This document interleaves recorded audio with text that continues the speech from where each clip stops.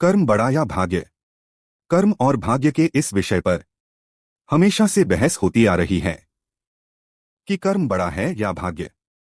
तो चलिए आज हम कुछ तथ्यों और कथाओं की मदद से समझते हैं कि आखिर कर्म बड़ा है या भाग्य।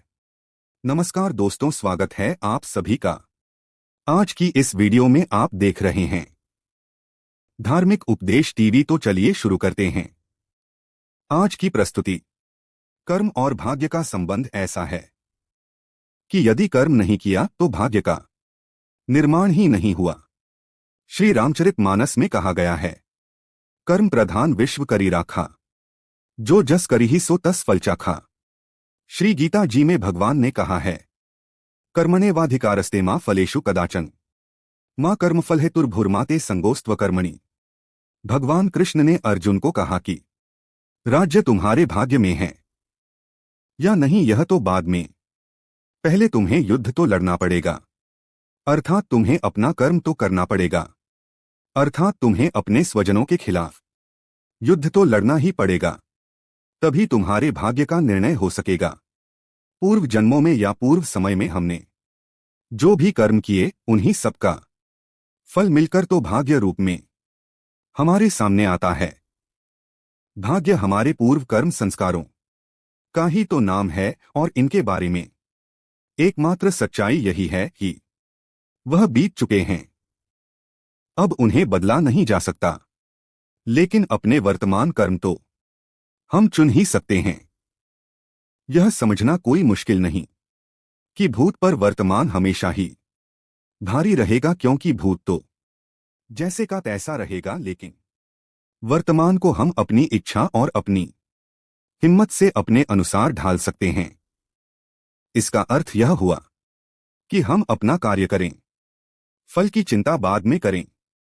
किसान जब खेत में बीज बोता है तो उसे यह नहीं पता होता कि बारिश होगी या नहीं, जमीन में से बीज से अंकुर फूटेगा या नहीं, अगर पौधे आ भी गए तो उस पर फल आएंगे या नहीं। लेकिन किसान बीजों को जमीन बोता है और फसल की चिंता ईश्वर पर छोड़ देता है। भाग्य भी उन लोगों का साथ देता है जो कर्म करते हैं। जैसे परीक्षा देने वाले विद्यार्थी परीक्षा देने के बाद उसके परिणाम का इंतजार करते हैं। अब चलिए कथाओं के माध्यम से समझते हैं कि कर्म या भाग्य में कौन बड़ा है। प्रथम कथा।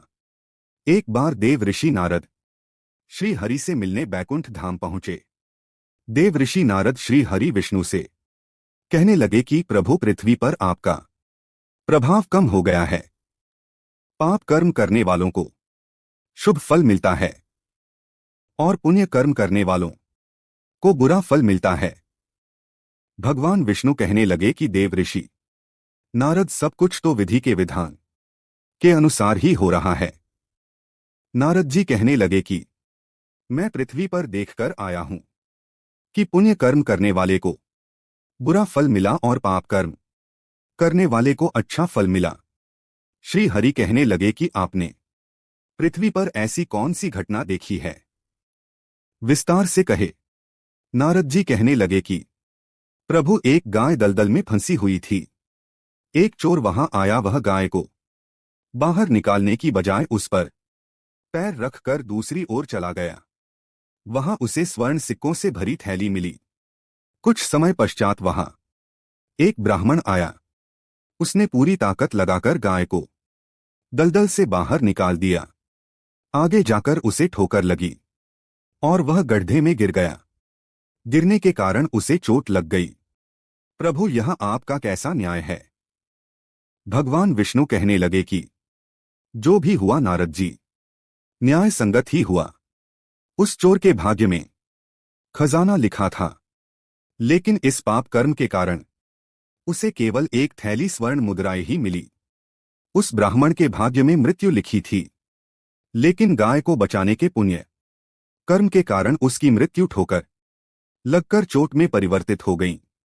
अच्छे कर्मों का फल सदैव अच्छा ही होता है, लेकिन कई बार अच्छे कर्म करने के बाद भी आने वाली परेशानियों से हमें लगता है कि अच्छे कर्म करने के बाद भी परेशानियां कम क्यों नहीं हो रही। लेकिन क्या पता हमारे अच्छे कर्मों के कारण ही हम बड़ी मुश्किलों से बच रहे हो। कर्म फल ऐसी फसल है कि जो बोएंगे वही काटेंगे। इसलिए अच्छे कर्म करें जिससे भाग्य को भी बदला जा सकता है। भाग्य बड़ा या कर्म बड़ा है। 5 रहस्य। दुनिया में अधिकतर लोग भाग्यवादी हैं। उनका विश्वास है कि भाग्य में होगा तो सब कुछ मिलेगा और नहीं होगा तो कुछ भी नहीं मिलेगा। जितना भाग्य में लिखा होगा उतना ही मिलेगा। दूसरी ओर यही भाग्यवादी लोग कहते हैं कि भविष्य भी भगवान के हाथों में ही होता है। ऐसी सोच के निर्मित होने के कई कारण हैं। हम उन कारणों की चर्चा नहीं करेंगे। भाग्यवादियों की सोच। कई बार ऐसा होता है कि भाग्यवादी सोच हमें अकर्मण्य बना देती है। हम सोचते हैं कि भाग्य में होगा तो खुद ब खुद ही यह मिल जाएगा। मेहनत करने से क्या होगा। जब हम असफल हो जाते हैं तो भाग्य को कोसने लगते हैं, जबकि यह जानने का प्रयास नहीं करते हैं कि असफलता का कारण क्या था। 3 भाग्य भरोसे रहने से जिंदगी का अनमोल समय गुजरता जाता है और आदमी फिर अंत में सोचता है कि मेरे भाग्य में यही लिखा था। 4 भाग्यवाद एक समय बाद निराशा की खाई में धकेल देता है। 5 भाग्य उसी का जागृत होता है जो कर्म का छोटा सा चक्का घुमा देता है। भाग्य और कुछ नहीं बल्कि कर्मों का ही फल है। कर्मवादियों की सोच। जब तक हम कुछ करेंगे नहीं तब तक हम कुछ बनेंगे नहीं। इसीलिए करने के बाद में सोचो, कुछ होने या बनने के बारे में नहीं। 2 व्यक्ति अपने कर्मों से ही महान बनता है और कर्म ही उसे सफल बनाते हैं। 3 कर्मों में कुशलता से ही कोई व्यक्ति लोगों के बीच लोकप्रिय होते हैं और यह कुशलता ही उसके जीवन से संघर्ष को हटा देती हैं। 4 कार्यालय में कार्य ही आपको बचाता है, आपकी चापलूसियां और कुछ नहीं।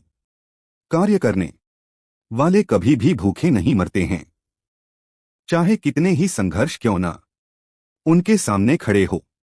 5 गीता में कर्म को ही महत्व दिया गया है, ना कि भाग्य को। कर्म कर और फल की चिंता मत कर, क्योंकि फल तो तुझे मिलेगा ही। निष्कर्ष। कर्म जरूरी है, लेकिन सही दिशा में किया गया कर्म भाग्य बनता है। अर्थात भाग्य या दुर्भाग्य हमारे कर्मों का ही फल है। कर्म और भाग्य मिलकर दोनों ही हमारे भविष्य का निर्धारण करते हैं। जब समुद्र मंथन जैसा महान कर्म किया गया तो उसमें से 14 रत्न निकले और उन सभी रत्नों का वितरण कर्मों के अनुसार ही हुआ।